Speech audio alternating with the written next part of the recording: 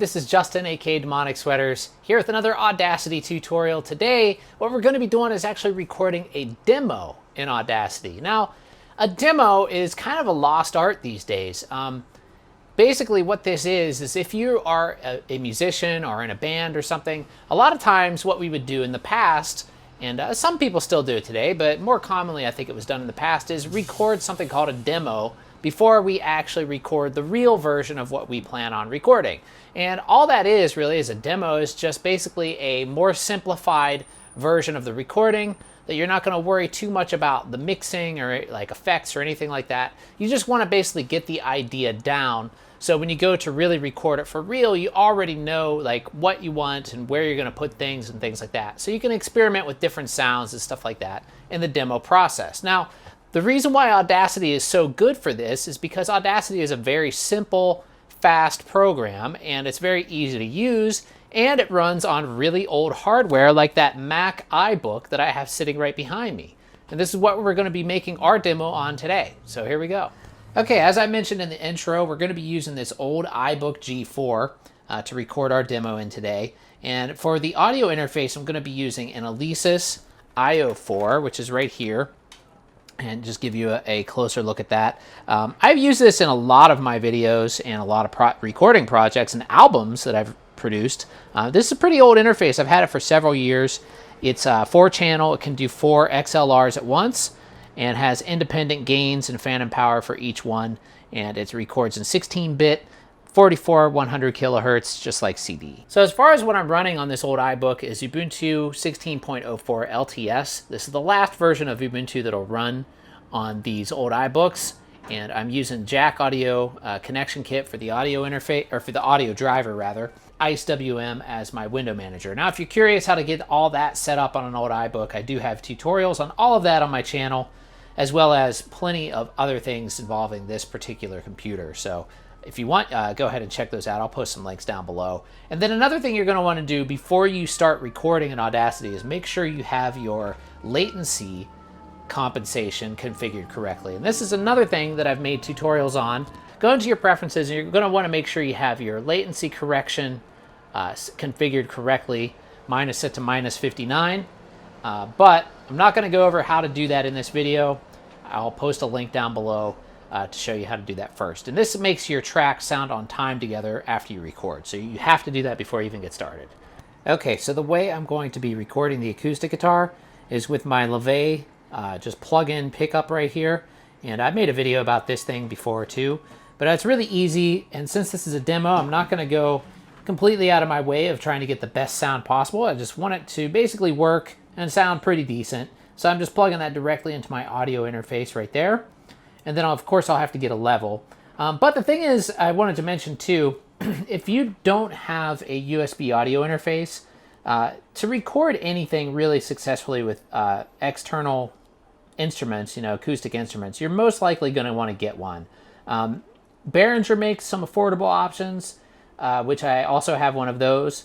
And some of those are really good. This one is no longer being produced, but there are plenty of them out there. So you'll definitely want to get something that allows you to have, XLR inputs like this. And then another important feature is to have a direct monitoring option right here. And what that means, let me just zoom in. What that actually does is it allows you to hear what you're recording in real time directly through the interface. So I can balance basically between what I'm hearing plugged into the interface with what I'm hearing on the computer with this knob. And this is really important when you're recording, because if you try to monitor what you're actually recording through the computer, like what's plugged into the interface, you're going to have a delay to whatever latency you have on your computer. And it's really hard to play that way and have things sound on time. So having direct monitoring is absolutely crucial to recording live instruments successfally. Okay, so now I'm going to want to get my recording level for my guitar, and you can see right there it coming through the little light on my interface actually shows me what my level is like. And that's another thing I really like about this particular interface. Whoops, I turned up the wrong one. So you want to be, let me reposition this a bit. You want to be, in the yellow, not in the red. So we're a little bit high there. Let me just turn that down a little bit. I mean, it's okay if it barely touches the red every now and then. That should be okay and not cause any distortion. But overall, you want to avoid red. Okay, you're also going to want to check within Audacity how your level is. And the way to do that is you basically just click up here by the microphone, and then that will show you your recording levels. And the same rule applies here. It's okay to barely touch the red every now and then if you play really hard. That should be okay. Maybe that's a bit hot, so I'm going to turn it down just a little bit. Okay, that looks pretty good. So yeah, also you want to make sure you have your input selected correctly. Right here, you can see I have jack audio selected as my driver. And then here for system device, this is just the name of it in jack. And then I have it set to mono, so it just records one channel at a time because that's all I'm going to be using. Now, if you're using Windows, you're limited to 2 channels. In Linux, you can use as many channels as you have on your audio interface. So that's a little bit better and an advantage you have if you're using Linux. So, okay, on to the next step. All right, so now that I have my guitar level, what I'm going to want to do for me is actually first I want to tune, obviously. But in addition to that, I'm going to want to use a click track in Audacity. And it's really easy to generate a click track in Audacity, but I'm not 100% sure of the tempo I want to use yet. So the way I'm going to figure that out is actually to use a metronome app on my phone, and then I can play and just sort of go over what I want to play and figure out if the tempo sounds right for what I want to do. So I'm going to go ahead and do that. Just have this metronome app on my phone. And actually, that's set to 96 BPM right now, which might be pretty right.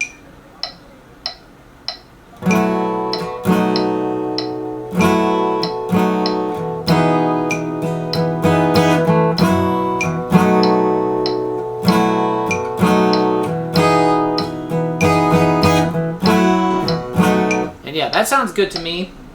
So I'm going to go with 96 BPM, tune my guitar, and then I'm going to create a click track in Audacity at 96 BPM. Okay, so creating a click track in Audacity is quite simple. Depending on which version you have, it may be listed a different way. Actually, the version that I'm using, or that I just used to make this video, was an older version.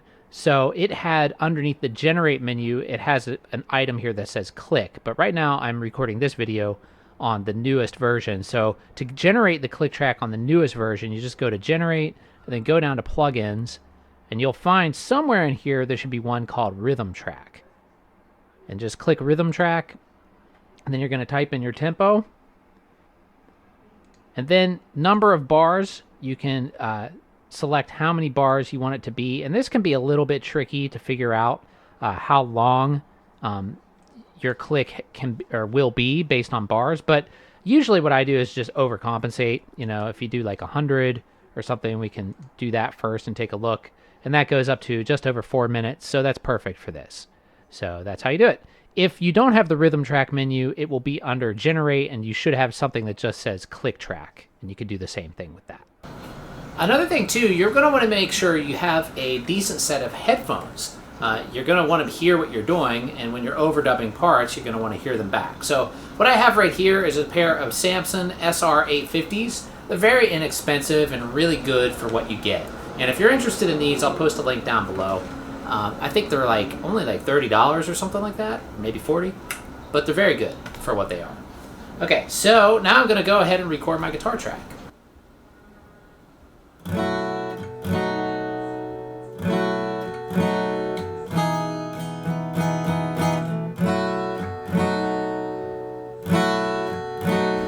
Alright, so now I'm going to record my drum tracks. First, what I had to do to prepare for this was switch my input to stereo on Audacity because my drum set has a stereo output, and then just got another level again like I did before, but that's pretty easy. It's basically the same process as I did for the guitar. So now I'm just going to go ahead and record my next track. So here we go.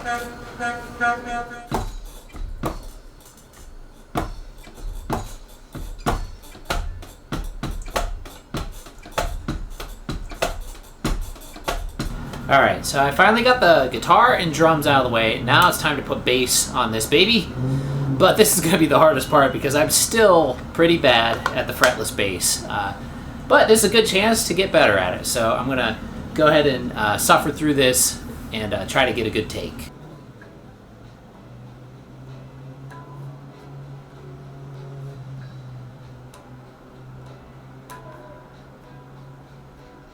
Alright, so I got the whole thing recorded. The bass is a little, not so great, but still, it's a demo. So that's the purpose of the demo. It's basically like a practice recording.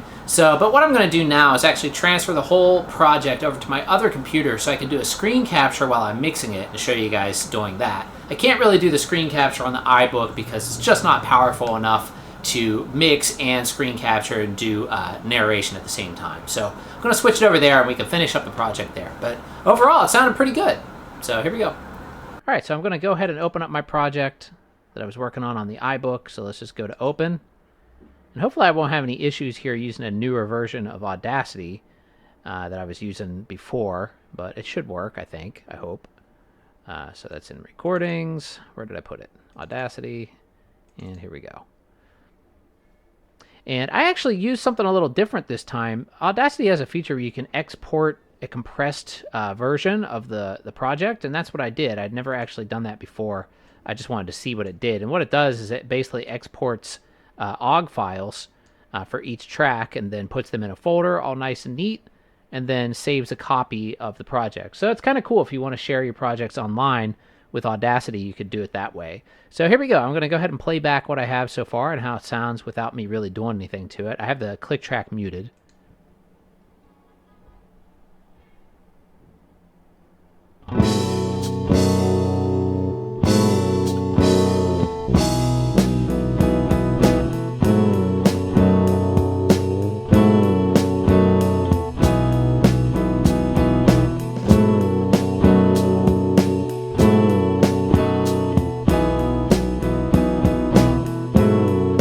Okay, so the first thing I want to work on for me is the drums.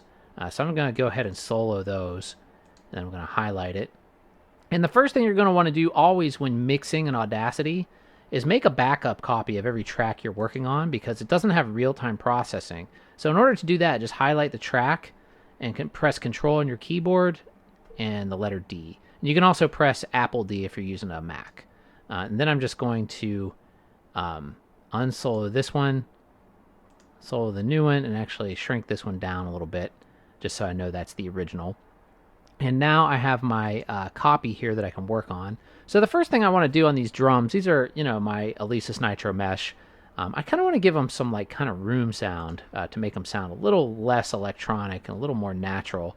The first thing I guess I could try is just the regular old reverb that comes in Audacity by default. So let me go to that, do a preview. Might not have enough preview time to hear it. That's the problem with the built-in. There's a little bit we got to hear. But we can fix that, actually, if we go into our preferences. Our preferences here. Oh, effects preview right here. And playback, I'm going to change that to 15. Give myself a little more time. Actually, maybe even longer than that. I want to do 20. So I can use... so I have more of a chance to hear what those effects sound like. So I'm going to go back to the reverb effect. And let's preview that. So now it'll play back 20 seconds of time instead of just a couple like it did before.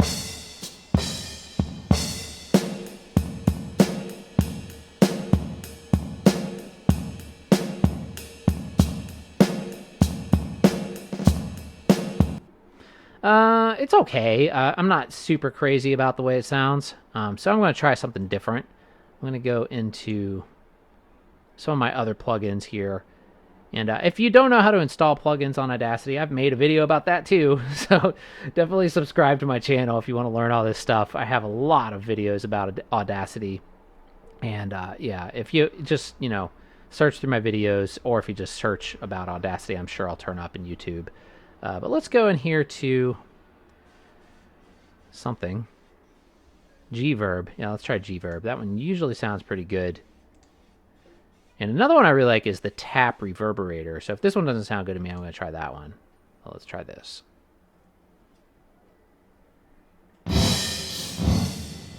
Way too much there, obviously. So let's do Oh, the dry signal isn't up at all, that's why. So let's turn down our...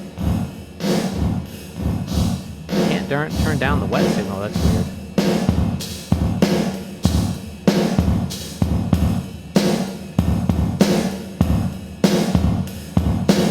Nah, that one's way too electronic sounding, so I'm going to do something else again. I'm going to do the tap reverberator. That one is one of my favorites, because it doesn't really, like, it's got a lot of different reverbs in it, and not all of them really sound like reverb, honestly. Some of them sound like delays, but it's just got a lot of cool sounds in there. So I'm going to go to that one. Tap reverberator. There we go. And it's got a lot of different settings. All these different reverb types. 42 different types of reverb. And they're a lot more subtle, too, than some of those are. As you can see, that one's kind of like an echo, but I do like that one, actually.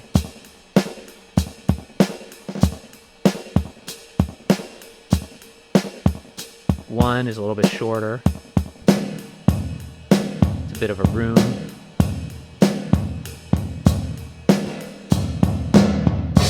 Kind of a metal tank.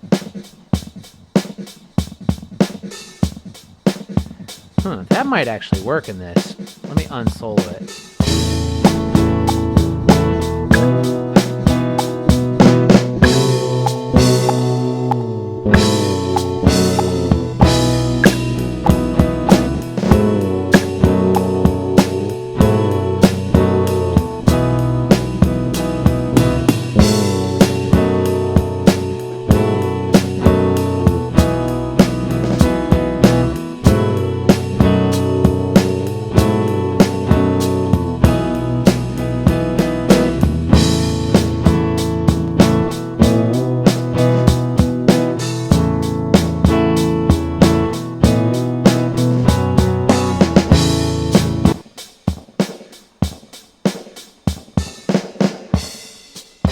Okay, I just actually thought of something else.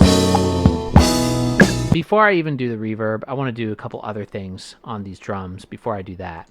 Let's see. First off, I want to do some kind of EQ to them. Maybe one of the tap plugins or a CAF plugin. If CAF doesn't crash my system. Sometimes it likes to do that. Let's see. CAF... Multi-band limiter, no. Let's do the... Sorry if this is boring.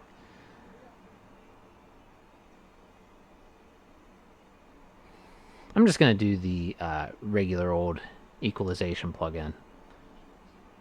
And I want to roll off a little bit of that high end. Just a little bit.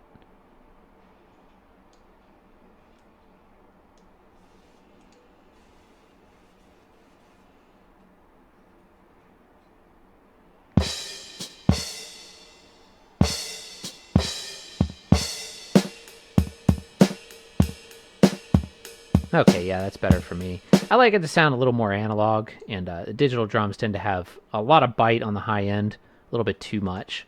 I don't really need to do any compression because it's already pretty much compressed as far as the sound goes. But I do want to do normalize, which will bring the level. If it's above, peak level, it'll fix that. And then now let's do some type of room effect that I was going for before. Let's go back to that tap reverberator.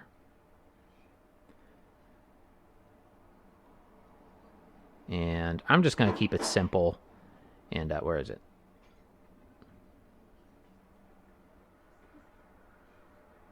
I'm going to keep it simple. And well, let's see how this sounds.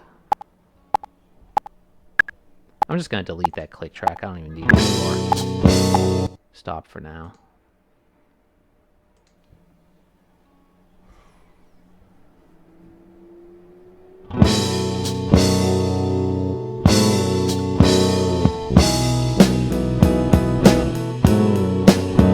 Okay, yeah, I like that. Number 10.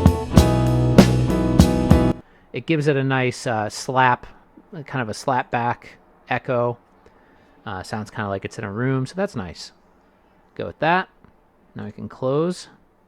And now, like what I was saying, there's no real-time effects with Audacity, and that means like once you process the effects, they're processed. Like, you don't have the option of oh, this one's not even muted anymore. You don't even have, you know what I'm going to do? I'm going to get rid of this and save this as something else. So I'm going to save project as, and I'm just going to say mix. That's another thing you can do. You could just back up your original project instead of making a copy of every single track. But if you want to do, like, you know, have the option to go back and keep working on the same mix, you can do that. But I'm pretty happy with the drums, so I'm fine with getting rid of them there, the unprocessed ones. So let's just go ahead and hear this again.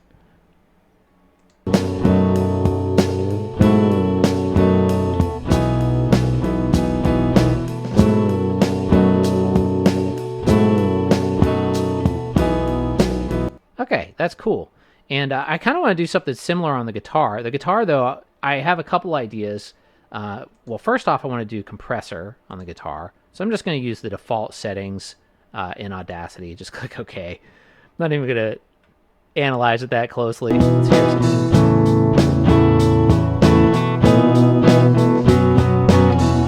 Fine, it's perfect. And now what I'm going to do, like, one of the things when I first came up with this guitar part, I recorded a version of it playing it on my webcam, and I really, like, there was this thing that happened with the webcam stereo mics that created this, like, flanging effect by accident, but I ended up really liking it. And so I want to create some kind of flange sound on the guitar to kind of give me that sound. So first I can make a backup. Let's do a duplicate here just in case I screw up, and mute that one. And now I'm going to just select my original guitar, and I'm going to find a flange in here that I like. There's phaser. Let's hear what the built-in phaser sounds like.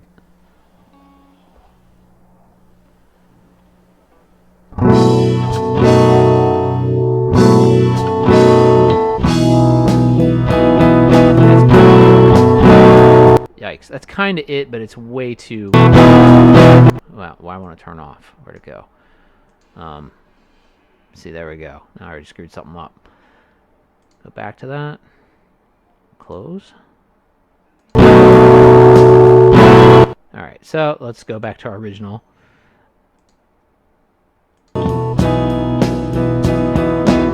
See, that's exactly why you want to make a copy. So let's do that again. Duplicate. Mute this one. And let's try something else. So there's a bunch in here. Actually, I think in this situation the CAF plugins might be good. So let me find the CAF phaser. Do I have that on here?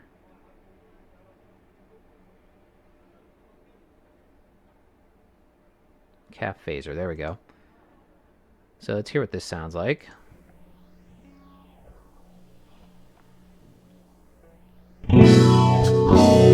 Yep, that's pretty much exactly what I was thinking.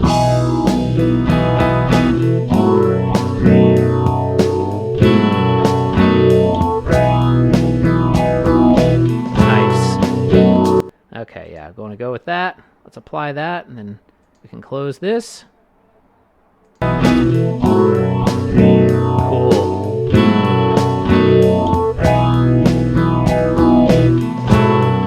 All right, I like that, so I can save this. I can get rid of my extra guitar track. And now let me go ahead and do something to the bass. Now the bass, again, I should probably compress. Actually, do I need to? Let's solo it. It sounded pretty good. Except for my playing.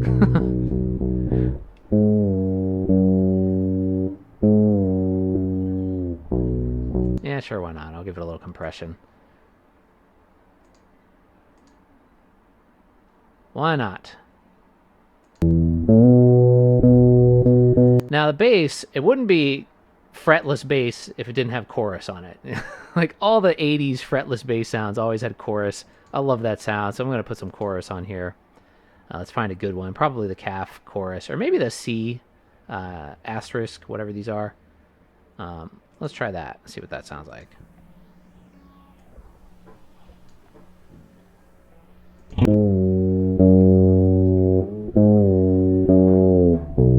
Don't really notice too much.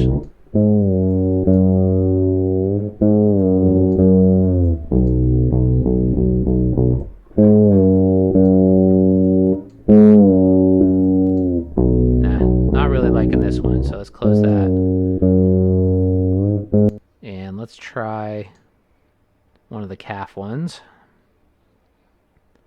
The CAF plugin suite, I believe, is available. I know it's available for Linux, but I think it's available for Windows as well.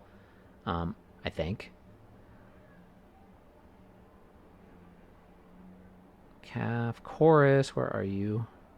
Bass enhancer, no. Is there a chorus? Am I not saying? I guess there's no CAF Chorus. Maybe there's a flange. Kind of similar sound. So let's try that.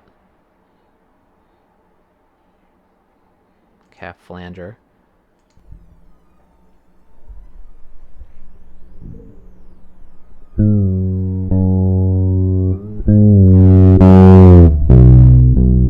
Nope. All right, let's keep looking.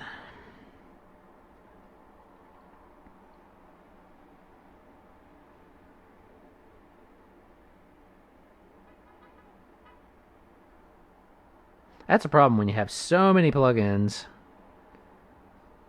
It kind of gets a little hard to decide what to use sometimes. I'm sure there's a good one in here somewhere that will fit the sound that I want to do.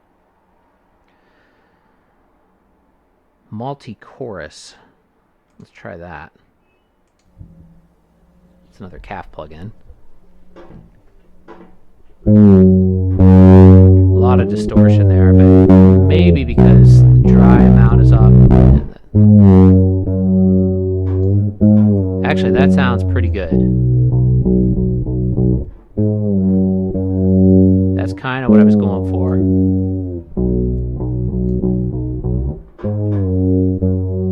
Now, I should have done the compression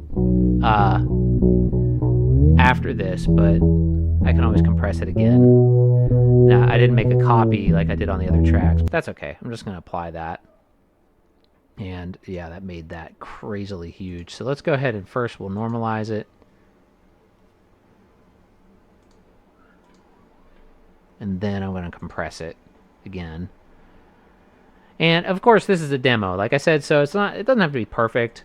It's just trying to kind of get the sound, experiment with sounds and kind of get what I was going for and see how it's going to sound once it's all recorded. Of course, when I record this for real, I'm going to use real drums and maybe have like acoustic drums and maybe have like a synth or some other things in there too, but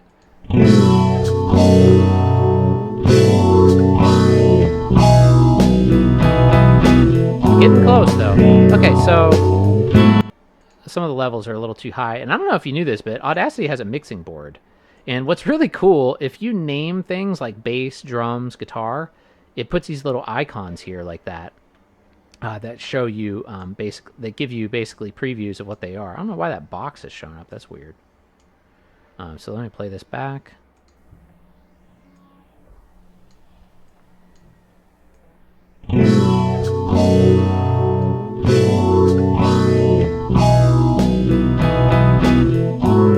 Guitar's a bit too loud. I'm gonna pan them a little bit.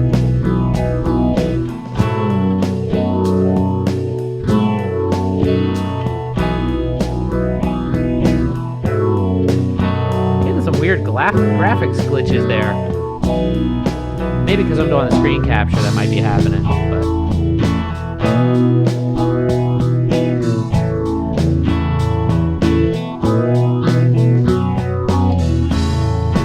I think one of the reasons why people use chorus on fretless bass so often is it kind of masks you playing out of tune, which I noticed just now because I played pretty out of tune. But I think this is kind of sounding how I want it to sound. Like, I'm not going to spend a whole lot of time on it because it's a demo, and it doesn't have to be perfect. It just has to get the idea across. That's kind of what you're going for in a demo. But let me just skip ahead here a little bit.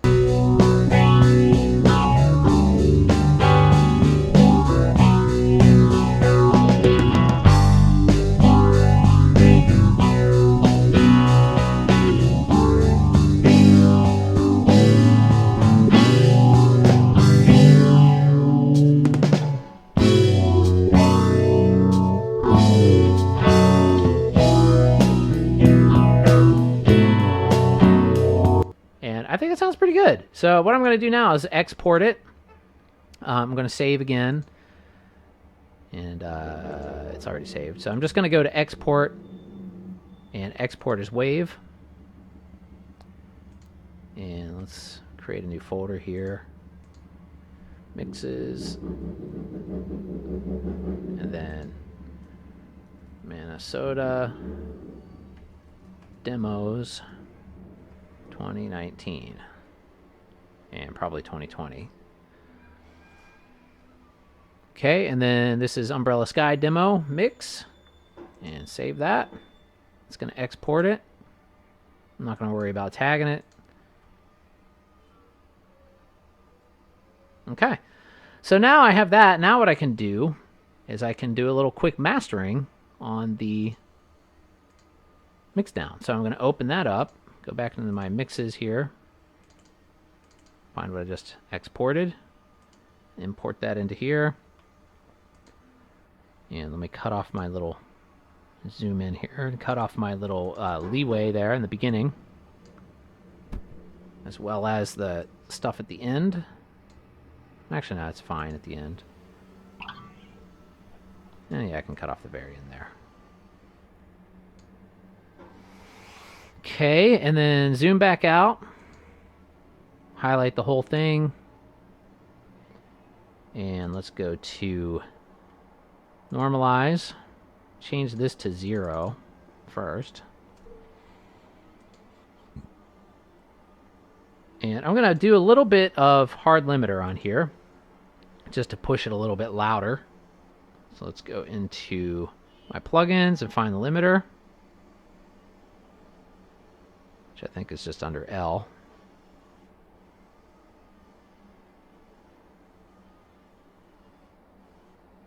Look ahead limiter. Could use that. I don't think I've ever used that one. There it is. Go to hard limit, and I'm going to do push it 1.7 dB.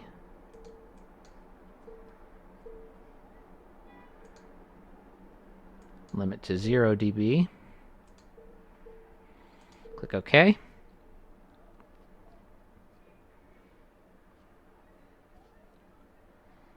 All right. Now, let me just hear a little bit.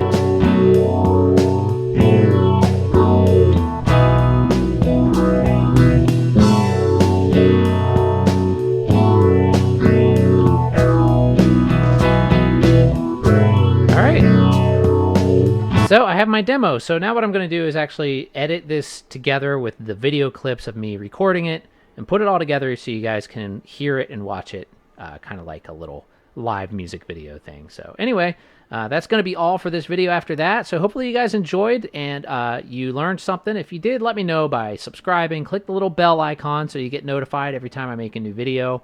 And if you have any questions, feel free to leave them down below. And once again, thanks for watching, everybody. And you can record in Audacity. Great for demos. Anyway, see you guys really soon.